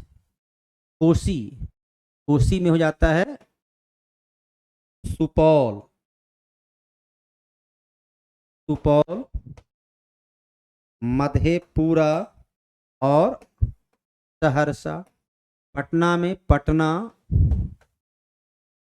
नालंदा, भोजपुर, बक्सर, रोहतास, कैमूर। तो पटना में सबसे बड़ा पटना, भागलपुर जो है मात्र 2 जिला भागलपुर में है। कौन से जोड़े का पर्वतीय सीमा सबसे लंबी है? चिली और अर्जेंटीना की। चिली अर्जेंटीना की सबसे लंबी एंडीज पर्वत जो दुनिया का सबसे लंबा पर्वत, और चिली दुनिया का सबसे लंबा देश। चिली अकेले जो है लगभग 6400 किलोमीटर इसकी चिली की लंबाई हो जाती है। और चिली और अर्जेंटीना की जो सीमा रेखा है वो लगभग 5300 किलोमीटर चिली और अर्जेंटीना की। भारत और चीन के बीच की जो सीमा रेखा है वो 3488, जिसे मैकमोहन रेखा के नाम से जानते हैं। पाकिस्तान अफगानिस्तान की जो सीमा रेखा है वो 2430 किलोमीटर। स्पेन, फ्रांस तो कुल यूरोप का छोटे छोटे देश हैं। आंसर आपका हो जाता है सी। देखिए ज्योग्राफी का क्वेश्चन कितना गहराई का क्वेश्चन है। तो प्रश्न जो है यहाँ पर रीयूनियन फ्रांस में, जो कि हिंद महासागर का एक द्वीप है, ये फ्रांस में का क्षेत्र में है, ला पाल्मा स्पेन में, मकाऊ चीन में, अर्थात सब का सब जो है सुमेलित है। अतः सुमेलित नहीं है, गलत कौन है? सब कोई गलत नहीं है, तीनों का तीनों अपने अपने अधिकार क्षेत्र वाले देश के साथ ही है। देखिए ज्योग्राफी क्वेश्चन, विश्व के ज्योग्राफी से आपका यह पूछा हुआ क्वेश्चन है, किस क्षेत्र में प्रवाल भित्ति विश्व का सबसे बड़ा प्रवाल भित्ति प्रशांत महासागर का ग्रेट बैरियर रीफ है। अब देखिए प्रवाल भित्ति जो है खंभात की खाड़ी में गिरती है, नर्मदा नदी खंभात की खाड़ी में गिरती है, ताप्ती नदी, तो खंभात की खाड़ी में कोई प्रवाल भित्ति नहीं है। अरब सागर में प्रवाल भित्ति है, लक्षद्वीप प्रवाल भित्ति है, अंडमान निकोबार द्वीप में प्रवाल भित्ति है, कच्छ की खाड़ी मंदा, लेकिन खंभात की खाड़ी में कोई प्रवाल भित्ति नहीं पाई, क्योंकि जहां नदी गिरती है वहां सागर गहरा हो जाता है। अब प्रवाल भित्ति पाई जाती है उस क्षेत्र में जहां सागर छिछला हो, सागर में पानी की मोटाई कम हो, जहां गहराई होती वहां नहीं पाया जाता है। देखिए खंभात की खाड़ी गहरा क्षेत्र है इसलिए नहीं होगा। सुरंग को जोड़ने वाली, देखिए श्यामा प्रसाद मुखर्जी सुरंग जो भारत का सबसे NH 44 पर भारत का सबसे लंबा सुरंग, भारत का सबसे लंबा सुरंग जिसकी लंबाई है 9.28 किलोमीटर, जम्मू कश्मीर घाटी में सही है। जवाहर सुरंग जो कभी सबसे लंबा हुआ करता था 2.85 किलोमीटर, लेह मनाली में दम सही है। अटल सुरंग भी लेह लंबाई 9.02 किलोमीटर, अर्थात सभी का सभी इसमें सही मिला हुआ है। तो यह भी जो है NH 44 पर जो भारत का सबसे लंबा राष्ट्रीय राजमार्ग है, तो उसका नाम रखा गया है श्यामा प्रसाद मुखर्जी सुरंग। ये आपका फिर देखिए भारत का भूगोल से क्वेश्चन है। स्टार्टअप योजना में महाराष्ट्र नंबर 1 है। भारत में टोटल स्टार्टअप योजना का जो जानकारी है तो 84,012 स्टार्टअप योजना शुरू किया गया, उसमें अकेले महाराष्ट्र में 15,571, सबसे ज़्यादा महाराष्ट्र में ही है। तो कर्नाटका में जो है 9904, कर्नाटका में है 9904, उत्तर प्रदेश में 7719। तो स्पष्ट है कि उत्तर महाराष्ट्र करंट अफेयर इकोनॉमिक्स का जुड़ा हुआ ये क्वेश्चन है। कौन सी प्रविधि भारत में चाय कॉफी रबर उत्पादन के लिए, तो क्या है कि चाय कॉफी के लिए बोलते हैं क्या, बगानी कृषि, चाय का बगान, कहवा कॉफी का बगान, रबर का बगान, सभी उष्ण कटिबंधीय जलवायु का है। चाय में असम, कॉफी में कर्नाटक, रबर में केरल। ये भारत में नंबर। जैविक खेती सिक्किम, जैविक खेती कहाँ होती है, सिक्किम में, जहाँ किसी प्रकार की रासायनिक खाद का प्रयोग नहीं करना है, कृषि को पूरी तरह प्रकृति के अनुकूल बनाना है। सुकन्या समृद्धि योजना देखिए फिर इकोनॉमिक्स का ये करंट अफेयर्स का है। 18 वर्ष की आयु तक लड़के के लिए माँ पिता उसकी छोटी छोटी बचत को जमा करते हैं, तो लड़कियों को शिक्षा और उसके विवाह के लिए सरकार के द्वारा एक मुफ्त धन को दी जाती है। इस लड़कियों के लिए है, बच्चियों के लिए है। सुकन्या समृद्धि योजना जो है ये लड़कियों के लिए है और इस योजना की शुरुआत किया गया 2014 से। देखिए करंट अफेयर्स का, अब चूंकि स्कूल में बच्चे को पढ़ना है, कहीं न कहीं शिक्षक को जानकारी चाहिए कि बच्चे के लिए क्या क्या सुविधा दिया गया है। कौन सी संसद की सबसे बड़ी समिति है, प्राक्कलन समिति में 30 मेंबर होते हैं और 30 का 30 जो है लोकसभा का होता है। सार्वजनिक उपक्रम समिति में 22 मेंबर होते हैं, लोकसभा का 15, राज्यसभा का 7। लोक लेखा समिति में 22 मेंबर होते हैं, 15 और 7। कृषि समिति तो ये अस्थायी समिति है। प्राक्कलन समिति संसद की सबसे बड़ी समिति, पॉलिटिकल साइंस से जुड़ा हुआ क्वेश्चन है। गोलकनाथ बनाम पंजाब राज्य विवाद हुआ था 1967 में। इसमें सुप्रीम कोर्ट ने निर्णय दिया कि संसद को मौलिक अधिकार में संशोधन करने का अधिकार नहीं है। बाद में फिर केशवानंद भारती विवाद में सुप्रीम कोर्ट ने इस निर्णय को पलट दिया और कहा कि मौलिक अधिकार में संशोधन करने का अधिकार है। इसका संबंध है मौलिक अधिकार से। निर्वाचन आयोग के लिए जो है उसमें आपका तारकुंडे समिति निर्वाचन आयोग से जुड़ा हुआ है, राज्यपाल से जुड़ा हुआ है, वो है आपका सरकारिया आयोग। सरकारिया आयोग का संबंध है कि राज्यपाल को गैर राजनीतिक व्यक्ति नियुक्त करना चाहिए। राष्ट्रपति का चुनाव का संविधान में अनुच्छेद 54 और अनुच्छेद 55 राष्ट्रपति का चुनाव से संबंधित है।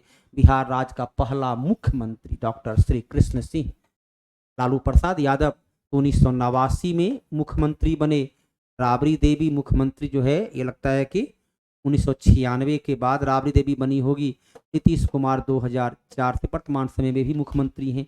तो डॉक्टर श्री कृष्ण सिंह इस अनुच्छेद के अनुसार संसद की संयुक्त अधिवेशन अनुच्छेद 108 के आधार पर तब होता है जब साधारण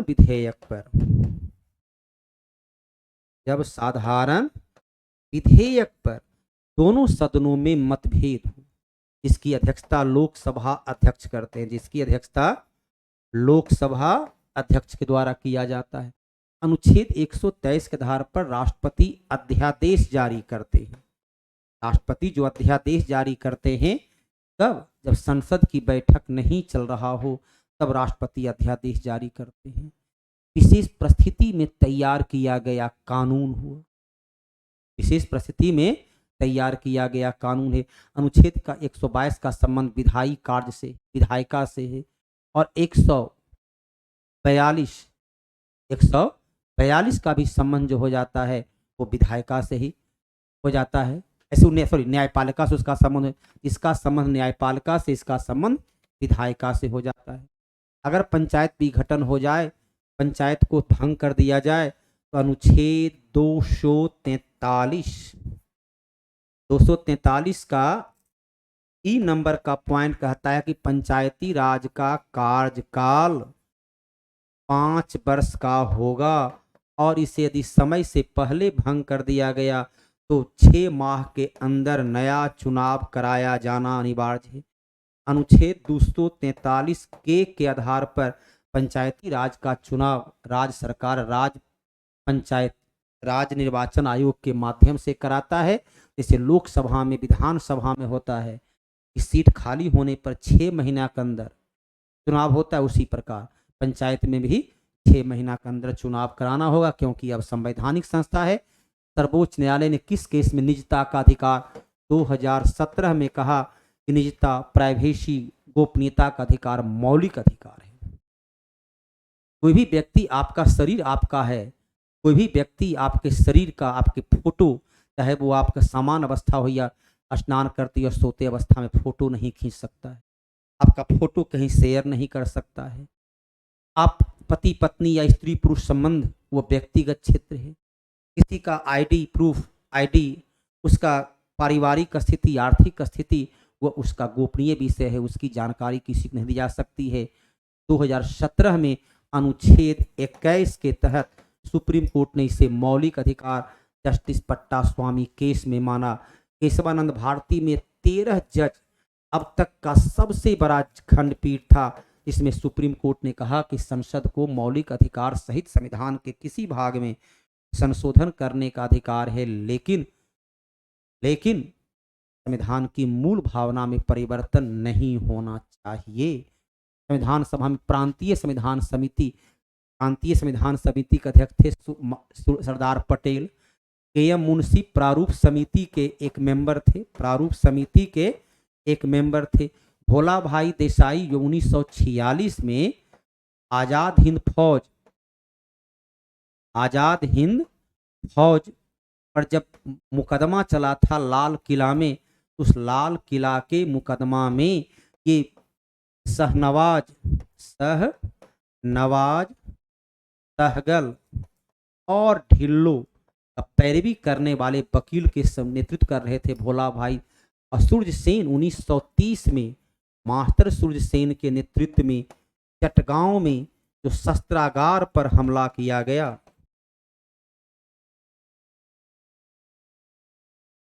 उसका मास्टरमाइंड थे मास्टर सूर्य सेन। 1933 में इनकी फांसी के साथ ही भारत में क्रांतिकारी गतिविधियां समाप्त हो जाती है। अभी यहाँ को देखिए, क्वेश्चन है कि इतिहास और पॉलिटी दोनों का मिला जुला विकल्प आपके सामने दिया है। भारतीय संसदीय समूह की स्थापना घोषणा किया गया 1948 में और स्थापना हुआ था 1949 में। पंडित जवाहरलाल नेहरू की तब की सरकार ने, अंतरिम सरकार ने संसदीय समूह की स्थापना की घोषणा की। यहाँ पर देखिए फिर क्वेश्चन आपका पॉलिटिकल साइंस से है। 26 नवंबर 1949 को संविधान किस किस उपबंध को लागू किया गया? 26 नवंबर 1949 जिस दिन संविधान बना उस दिन संविधान दिवस के रूप में मनाते हैं।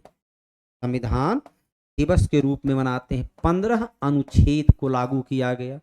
उसमें नागरिकता निर्वाचन और अंतरिम सरकार, नागरिकता निर्वाचन और अंतरिम सरकार से कुल 15 अनुच्छेद को, कुल जो है उसमें कौन कौन लागू हुआ था? अनुच्छेद 5, अनुच्छेद 6, अनुच्छेद 7, अनुच्छेद 8, अनुच्छेद 9। ये देखिए नागरिकता से संबंधित था। अनुच्छेद 60 राष्ट्रपति के शपथ से संबंधित था। अनुच्छेद 324 निर्वाचन आयोग से संबंधित था। अनुच्छेद 366, 367, 371, 380, 388, 391, 392 और 393 ये अंतरिम सरकार से संबंध था। राष्ट्रपति का सिर्फ शपथ का प्रयोग किया गया। केंद्र राज्य संबंध के लिए अनुच्छेद 263 है। संवैधानिक संशोधन के लिए 368 है। ये लागू नहीं था, ये लागू नहीं था। राष्ट्रपति की शक्ति के लिए अनुच्छेद 53 था, ये भी लागू नहीं था। तो हर प्रश्न का क्यों और कैसे, हर प्रश्न का तार्किक सरल, हर प्रश्न का व्याख्यात्मक, तो आपको यहाँ फायदा क्या है कि आपको कम समय में अधिकतम नॉलेज, सिर्फ और सिर्फ नॉलेज, परफेक्ट नॉलेज की प्राप्ति होती है। तो आपको देखना है कि कहाँ आप लाभान्वित हैं।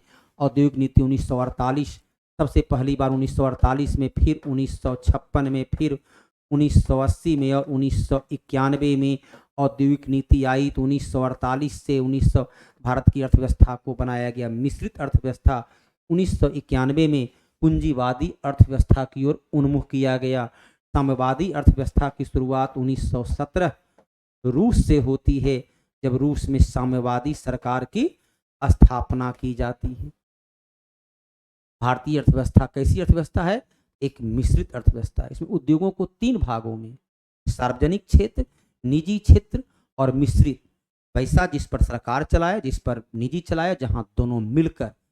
मिश्रित किसको कहते हैं? जहां निजी और सार्वजनिक, जहां पब्लिक और प्राइवेट दोनों मिलकर काम करते हैं, उस अर्थव्यवस्था को कहते हैं मिश्रित अर्थव्यवस्था।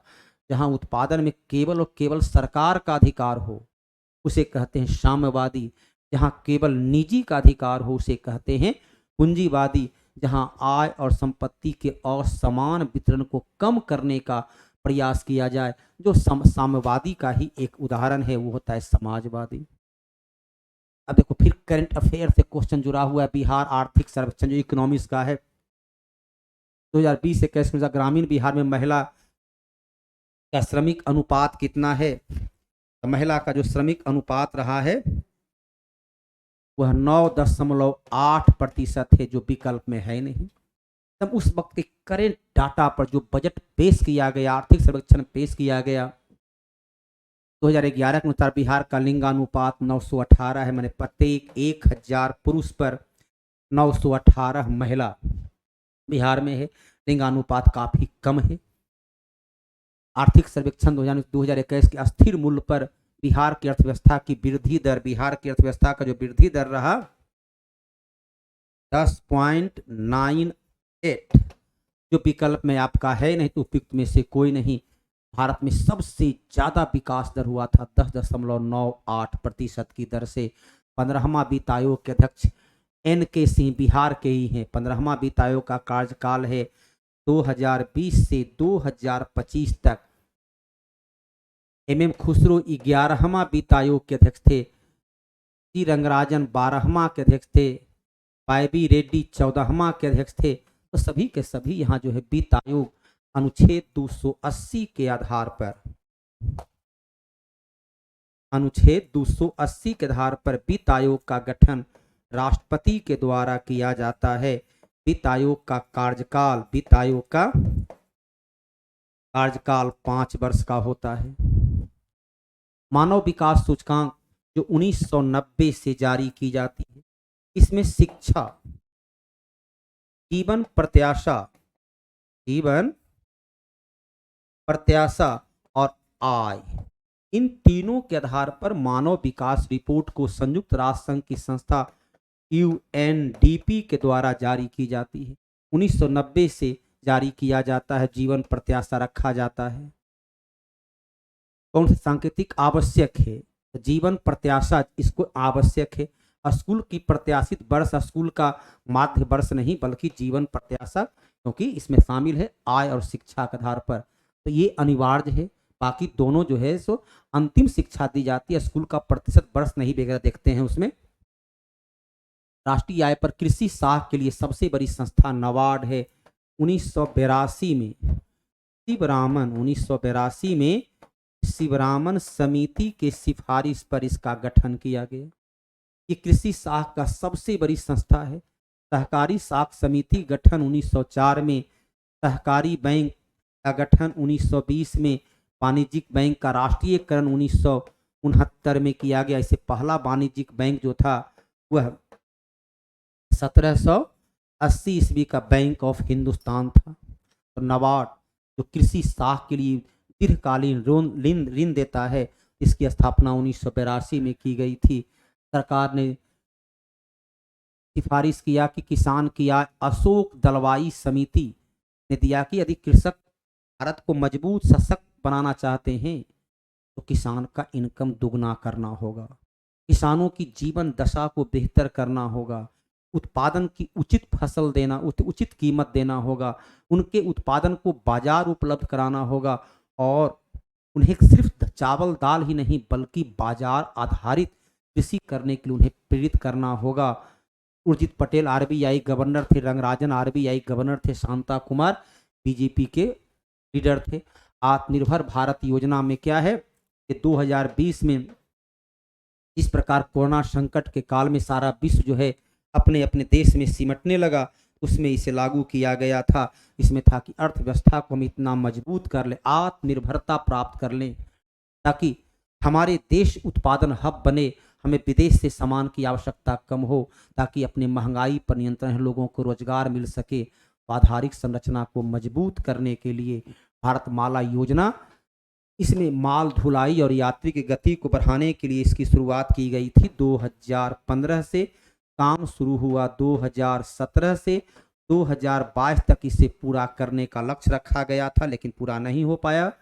इसमें 8367 किलोमीटर सड़क को जोड़ना है, हवाई अड्डा से लेकर बंदरगाह को आपस में जोड़ देना है कि बड़े आसानी से माल की ढुलाई यात्रियों की गति के अनुकूल हो, क्योंकि सामान होता है कि बड़ी विलंब से पहुंचता है, बहुत सारे सामान लाने ले जाने में ही सर जाता है, उसकी जितना लाभ होना चाहिए नहीं हो पाता, देश में कभी कभी उसकी अभाव हो जाता है। तो सही तरीके से उसका नियंत्रण हो सके, ये देखिए करंट अफेयर्स की जितनी क्वेश्चन है सभी का सभी देखिए इकोनॉमिक्स पर आधारित है। तो इकोनॉमिक्स का क्वेश्चन करंट अफेयर्स से, पॉलिटी, संविधान, इतिहास, प्राचीन, मध्य और आधुनिक सभी से, ज्योग्राफी, तो हर विषय से क्वेश्चन आपका पूछा जाता है। क्वेश्चन का पैटर्न क्या है, उसकी गहराई क्या है, कैसे पढ़ना है, कैसे नॉलेज को बेहतर करना है, तो आप हमसे सीखिए, आप मुझ पर विश्वास कीजिए, मैं आपको सफलता का मार्ग दूंगा। प्लेटफॉर्म संस्थान पर आप विश्वास कीजिए, एक जानी मानी विद्यार्थी के लिए समर्पित संस्थान रही है, जहां केवल शिक्षा को ही ध्येय रखा गया है। तो आप जुड़ करके लाभ उठाइए। धन्यवाद। पढ़ाई कैसी लगी कमेंट करना आप न भूलेंगे। अच्छा लगा तो लाइक करना, शेयर करना, सब्सक्राइब करना तो बनता है दोस्तों। धन्यवाद।